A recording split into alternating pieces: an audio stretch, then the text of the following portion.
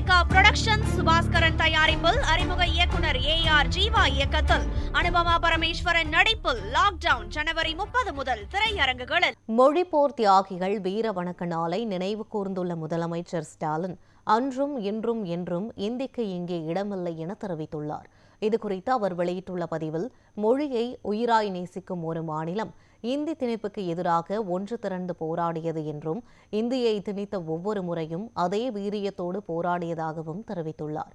மேலும் இந்தியை துணைக்கண்டத்தில் உள்ள பல்வேறு மொழிவழி தேசிய இனங்களின் உரிமையையும் அடையாளத்தையும் காத்தது என்றும், தமிழுக்காக தங்கள் இன்னுரையே ஈந்த அந்த தியாகிகளை நன்றியோடு வணங்குவதாக கூறியுள்ளார்.